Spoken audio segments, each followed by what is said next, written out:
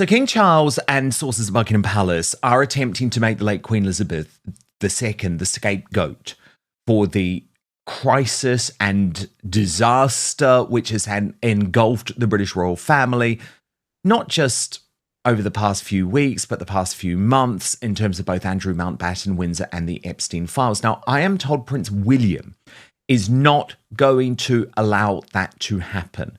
And today, as I team up with Brittany, editor of the Royal News Network, I do want to do a bit of a deep dive into this because I am getting increasingly uncomfortable with the way that a dead woman is being offered up as the person who should take the rap for mistakes that, quite frankly, have been made either after her death, where it's certainly not her responsibility, or before her death, but at a time when the now King Charles was effectively operating as regent, and the then Queen Elizabeth II was in reality dying of blood and bone cancer, and just attempting to stay alive for her platinum jubilee. Certainly not across intricate decisions involving finances and nasty payoffs. And I want to be clear, I'm not criticizing anyone in all of this, apart from the people who are briefing against Queen Elizabeth II at Buckingham Palace. But I do just want to show you the narrative that is being pushed on this front. And Tara Palmari, the US journalist, posted, "It's inconceivable that Queen Elizabeth II didn't know." That was quoting from Andrew Lowney, as you know, a good friend of this show, who wrote the brilliant biography entitled, which really did start the most recent downfall for Andrew, because to me, she did no such thing. And I think what is going on at the moment is a bit of a rewriting of history.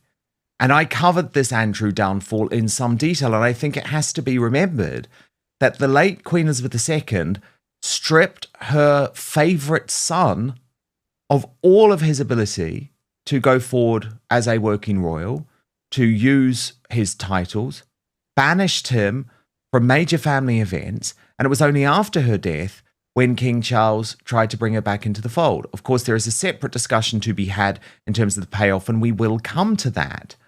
But to suggest, Brittany, that this woman who spent decades and decades putting the country, the institution, ahead of her own family. And I mean, I can just list so many examples of that, Brittany, and loads of people will say, well, that wasn't the right thing to do. Like, look at how she went off for weeks and months on end as a young mother to travel around the empire and the Commonwealth rather than be there to raise her young children. I mean, there are countless examples, Brittany, countless examples where it was so clear that the late Queen Elizabeth II put country ahead of family. She wouldn't even let her own sister marry the love of her life, causing potential terminal damage to that relationship and Princess Margaret's life, because she was told that she must put country before family. So I feel like this attempt to throw the late Queen Elizabeth II under the bus, number one, it's not going to work. Number two, Prince William has the receipts. But number three, genuinely, I don't believe it is true or fair. Where do you stand on this? I need you to do something for me right now. It is free. It is easy. It is simple. Just hit that subscribe button on YouTube. That's because over 50% of you watching this video haven't done that yet. I have mixed feelings here, Dan, because I do think Queen Elizabeth bears some of the burden for what Andrew has become and the damage that he has caused, because she had to at least be peripherally aware that something wasn't going on quite right. You know, people were coming into Buckingham Palace and he was meeting with a bunch of people. Like, she had to have a level of awareness. And I don't know necessarily if she was, let's say, fully protecting Andrew, but I think she did turn a blind eye. And I think we have seen, yes, she did, of course, in the end, you know, strip him of any sort of royal duties or these sorts of things. But it was only after the Newsnight interview, only after she was pushed to do so. And I think the arrogance of Andrew and his pompous attitude comes somewhat from being the obvious favorite of the Queen and being sort of coddled for a really, really long time. However, I will also say that Charles, being now head of the monarchy, bears in some ways a majority of the burden because he is the leader when everything is really tanking. And when you're leader of something, whether or not you made the decision or not, when it comes to certain aspects, you do reflect the institution overall. And it's sort of your cross to bear as the leader. And Charles here, I think one of the first things he should have done as king is actually strip Andrew of his place in line of succession, counselor of state status, title, these sorts of things. I think that should have been among the first things he did rather than undertaking this tour to sort of rehab Andrew's and Sarah's image. He really should have taken this hard line, and people maybe would have been surprised, but now that everything's come out, he would have looked like a genius. But he still is just, I don't think, really wanting this Andrew situation to kind of color his time as king. I think he just wants to go with his vision. And unfortunately, that's not the reality of the case that he has. And I think Charles needs to get his head out of the sand here and actually lead the monarchy through this crisis rather than letting the crisis happen to the monarchy. Exactly, because that's really what my argument is, Brittany. Like, the fact that the late Queen Elizabeth II didn't go further was only because Charles didn't push her to go further, where it is quite the opposite with Prince William and Charles, who has been constantly pushing his father to go further, and Charles has refused a lot of the time because he wants... Well, he previously embraced this idea of his reign in some way being all about forgiveness and bringing people back into the fold. And, oh, there's a way for rehabilitation of Harry and Meghan. And I'm going to show that I'm the dad who can bring everyone back. And, I'm going to look after my brother. And actually, that weak source approach has, I would argue, led to more problems because then he always has to overcompensate because he hasn't done enough, and then he overcompensates later. And actually, when it comes to Queen Elizabeth II, look, I've been very clear in my reporting on this, and my reporting on this really has stood over a number of years. She did believe Andrew was innocent in regards to sex trafficking allegations and everything around Virginia Giuffre. Now, I think it is very clear that Andrew lied to the Queen, just like he lied to all of us in the Emily Maitlis interview about the true relations with Virginia Giuffre. Although, of course, at this point, he has not been charged with any crime in regards to Virginia Giuffre. The misconduct in public office allegations are more difficult because, yes, the late Queen Elizabeth wanted to have this trade envoy role, but at the same time, Brittany, a lot of times information was kept from her because there was an assumption that was made from courtiers or politicians, oh, she's not going to want to hear about this. And so that's a weakness on their part. Actually, the information needed to be presented to the late Queen so that she could make the decisions. And in the latter years, when it comes to the settlement, the big settlement with Giuffre, the £12 million payment, that's where I get really angry in terms of this desire to paint it as a Queen decision. This was a decision made by the British monarchy, Brittany, by the institution.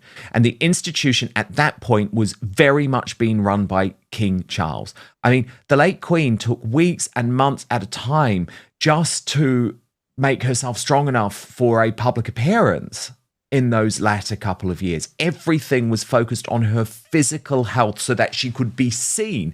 Remember, there would be times when we would not see her for weeks, and that was because she was going away and getting blood transfusions and also undergoing cancer treatment, which wasn't made public at the time. For very obvious reasons. She's never been someone who wanted to blame her health for anything. But it was at that time when there was a feeling from the institution, which was effectively being run by King Charles as regent, that the late Queen's Platinum Jubilee had to be protected, and that's why the payoff had to be made. The late Queen signed off all decisions at that point as a mere formality.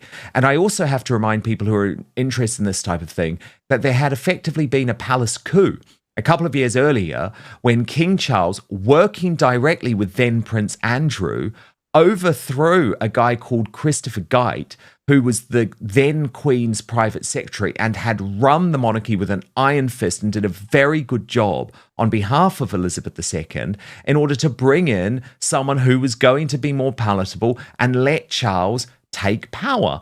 And so, again, to blame the late Queen for these decisions in terms of the settlement, I think is very wrong. But that is what is trying to be done by, let me just be clear on this, Buckingham Palace courtiers, who have particularly been briefing the Daily Mail, which is the favoured publication in the mainstream media. And Canal Citadel has hit back at a lot of this coverage, actually, saying, beyond Andrew's nauseating sense of entitlement and arrogance, what is even more unpalatable is the deliberate way Buckingham Palace is laying the blame of the Andrew scandal solely on the late Queen, while absolving King Charles of any accountability. No matter what the Queen failed to do, and she was the first one to swiftly oust Andrew as a senior royal and take his honours, King Charles has been the king for the past 4 years, and he should have fixed those issues upon taking over. It is his own failure to act swiftly to complete Andrew's exit, which made things way worse, and that is his responsibility. Furthermore, saying Andrew is Mummy's fault because he was her favourite is all the more hypocritical that King Charles is doing the same thing with Harry. Harry has always been scandal-prone and a problem for the family, and yet King Charles has consistently protected Harry, using the palace PR to bury his numerous reckless actions and the press to make it disappear. Even when Harry publicly attacked the monarchy and William, King Charles shielded Harry from any consequences. So, while King Charles's office is blaming his dead mother for leaving the Andrew scandal to clean up, King Charles is doing even worse to William. His inability to take appropriate actions at the appropriate time has now ensured that William will inherit both the Andrew scandal and the Harry scandal to clean up. If truly King Charles disagreed with his mother and thought Andrew should be dealt with as he now claims, then why was King Charles the one to invite Fergie and Andrew back into the royal spotlight, while Prince William was the one disagreeing? Why did Buckingham Palace botch their first announcement by allowing Andrew to issue his own statement via Buckingham Palace, refusing to take responsibility? Why did it take King Charles so long to act? So many excuses for the past 4 years as to why he could not act on Andrew without Parliament, just to be caught acting without Parliament to take his titles, his dukedom, his royal mansion, and isolated him once the public backlash on Buckingham Palace grew. This is gaslighting. The blunt truth is that the king showed very poor judgment when he tried to reintegrate the former Yorks into the royal family spotlight. Knowing the Epstein scandal was brewing and more was to come, he never made any effort to cut them off. On the contrary, they were involved to Balmoral, Easter, Christmas, etc., and these actions are documented. Therefore, instead of blaming the late Queen, Buckingham Palace needs to focus on solving the Andrew problem because it is not cleaned up yet. The police investigation has now opened a bigger Pandora's box that could extend beyond Andrew. King Charles needs to stop acting like a victim needing sympathy and start acting like a king in charge of his monarchy. History has shown that it is not the number of engagements done that define the legacy of a good monarch. It is the state in which the monarch leaves the monarchy for the next generation that defines the true legacy of that monarch. And King Charles's legacy as king is being written as we speak. And that really resonated with me, Brittany. It really did. And I don't think Prince William is going to let this lie. And that's why we have seen briefing over recent weeks, which makes it clear that Prince William was constantly behind the scenes pushing his father to go harder and go faster. And this is going to be bad for Charles's legacy, Brittany. I mean, he may go down as one of the, especially, I mean, we have so few monarchs in the modern era, you could say, for the UK, but I don't think his legacy is looking particularly good at this point. And it's, of course, Charles is very passionate about the environment and all the trees and bees and birds and those sorts of things. And really that environmental aspect of his legacy will be completely tarnished if, for example, his decisions right now means that the monarchy ends in 50 years. Historians might look back on this time and go, oh, this is when the end of the monarchy truly began. Charles, this is his make or break it moment as king to be the leader in this circumstance. And he's failing here. And I will say again, I think both the Queen and Charles bear responsibility for the mess that is Andrew.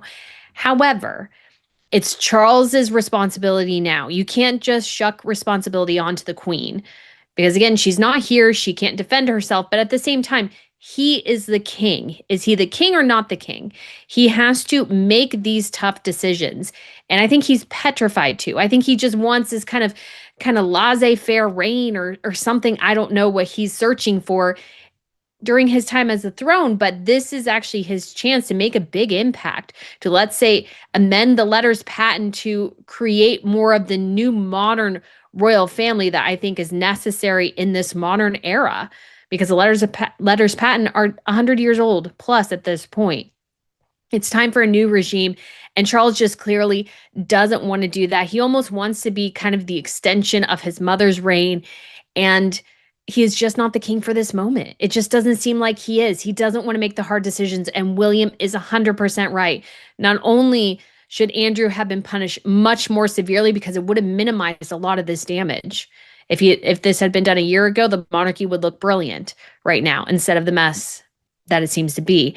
But the same has to be done with Harry. You can't let Harry go rogue forever. Part of the problem with the monarchy right now is that there just doesn't seem to be any accountability, whether for Andrew or for Harry. And that's a problem that needs to be resolved. Otherwise, it's just going to get worse. And maybe Charles rises to the occasion, but he just seems to be taking the ostrich in the sand approach to this crisis right now.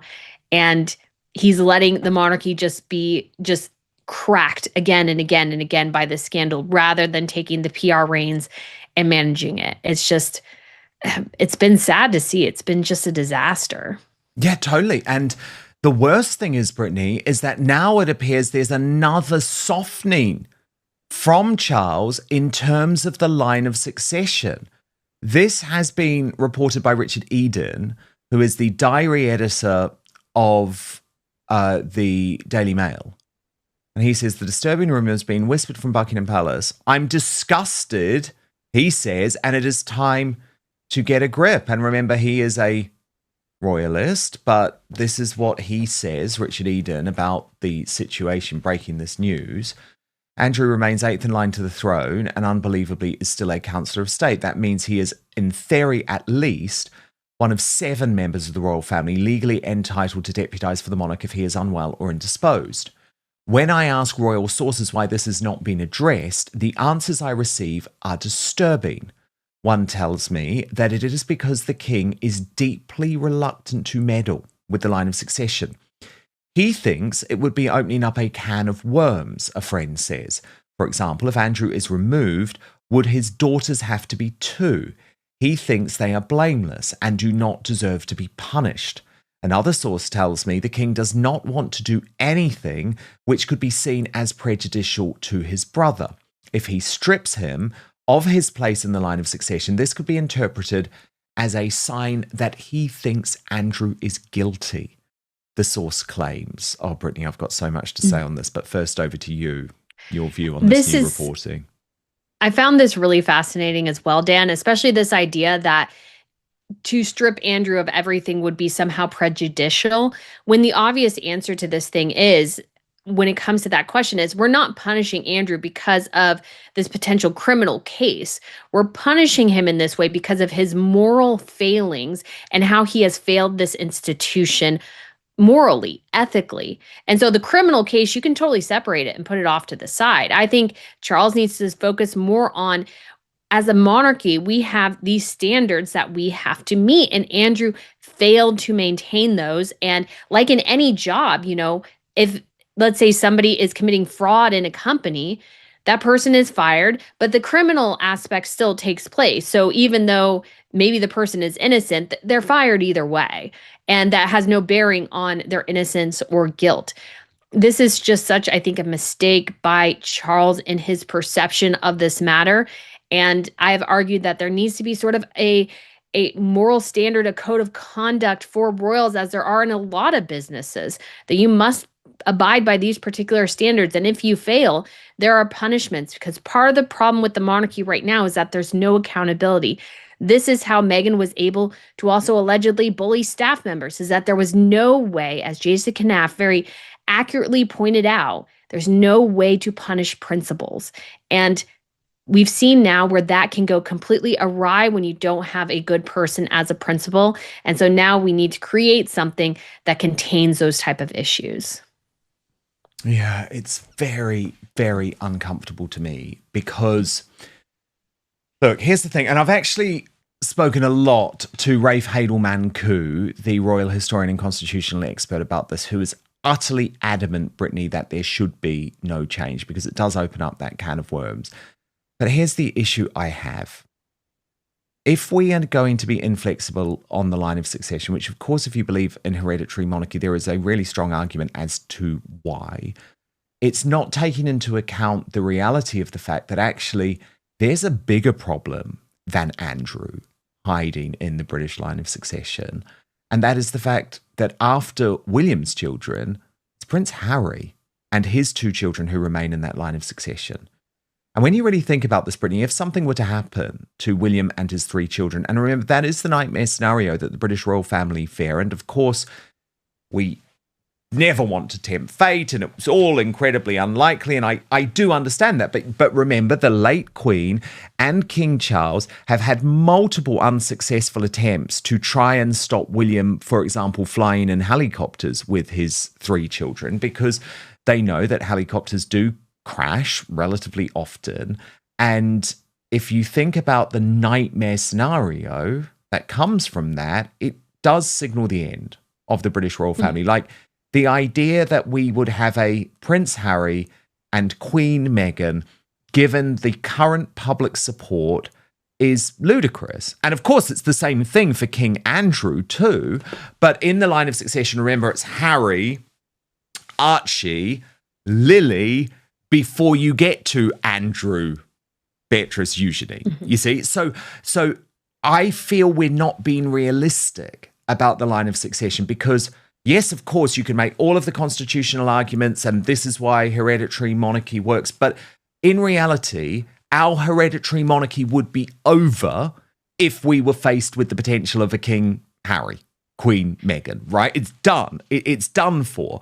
So actually, don't we need to be more realistic in our approach to the line of succession? And maybe, Brittany, the rule becomes, because you think about what William wants to do, and William in the future wants to connect titles to roles and royal residences to roles. So if you were a full-time working member of the British royal family, and let's look at his family, it's obviously most likely that the 2 people, it's still early days, but the 2 people who you would assume would be most likely to do that are Prince George and Princess Charlotte. And so they would keep their titles, use the HRH, receive 1 royal residence that was connected directly to their full-time work as a member of the royal family. Now, obviously for George, it's different because he's going to be king and he's going to run the whole thing. But the same thing applies effectively to the line of succession if you want to go down that route. So you change it from being a straight hereditary line of succession and you say, no, the people in line to the throne are our working royals. Now, instantly, Brittany, you would transform the popularity of the British royal family overnight because you would have a line of succession that would remove Harry, remove Archie, remove Lily, remove Andrew. You'd have to remove Beatrice and Eugenie too, strip them of their titles and strip them of their working role, because then you have a line of succession that looks a hell of a lot more comfortable. Princess Anne would move right up the line of succession. Prince Edward would move right up the line of succession. And while it's not directly hereditary monarchy, it's connected to work and having an HRH title. I don't know. Can you see a way, Brittany, where that works?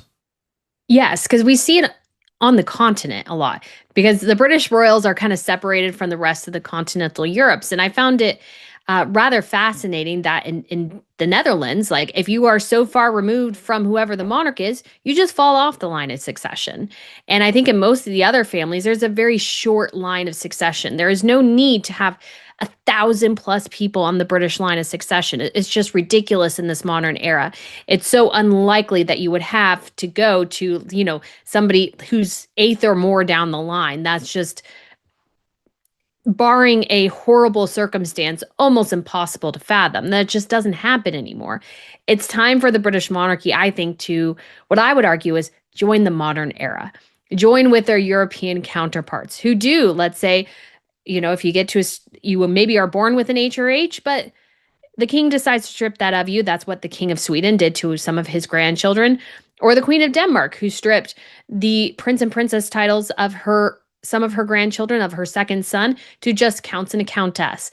Like, I think the Brits need to adopt this more modern era of royalty, which again is why the letters patent needs to be amended. I think Charles needs to conceive, or maybe William does, what the new monarchy will look like. Because I think what we have right now is sort of a holdover, you could almost say, from like the Edwardian era. It's time to kind of update this, reframe this, and get this to something that's a little bit more modern and workable, and remove the rogue royal elements so that the monarchy has more of a fresh slate. And I think people would welcome that. Brittany, an absolutely fascinating discussion. Of course, you have so many of these discussions at the brilliant Royal News Network. I really recommend everyone subscribes on YouTube because, of course, you don't just cover the British royal family, you do cover monarchies across Europe and the world. So the video claims that certain members of the palace or insiders may have attempted to shift blame onto the late Queen for a recent scandal, a claim that naturally sparks controversy. But there is no verified evidence of any official plot, making it more likely that this is an interpretation or dramatic framing of palace dynamics rather than a confirmed event. According to the video, Prince William is said to have erupted over these claims and supposedly has receipts to counter the narrative, implying he holds evidence or documentation. But it's important to note that this phrasing is likely used for dramatic effect and should not be taken as confirmation of actual proof. What stands out in this story is the language used, including words like erupts, plot, and has receipts, which are designed to create urgency and tension, highlighting how media outlets and online commentators often dramatize ordinary disputes or internal disagreements to attract attention. As expected, viewers are divided. Some see William as defending the legacy of the late Queen and upholding family honor, while others view the story as an example of sensationalized royal coverage, demonstrating how polarizing royal commentary can be in the online space. When we step back from the headlines and speculation, there is no verified public evidence supporting the claims of a palace plot or concrete documentation in William's possession, reminding us that while these stories are compelling, they should be approached critically and carefully.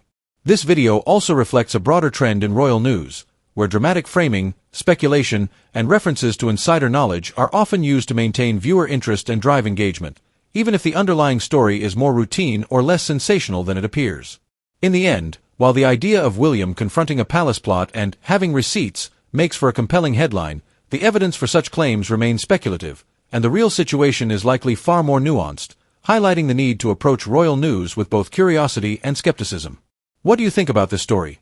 Do you believe Prince William is actively defending the Queen's legacy, or is this another example of media exaggeration? Share your thoughts in the comments below, and don't forget to like, subscribe, and stay tuned for more updates on royal family news.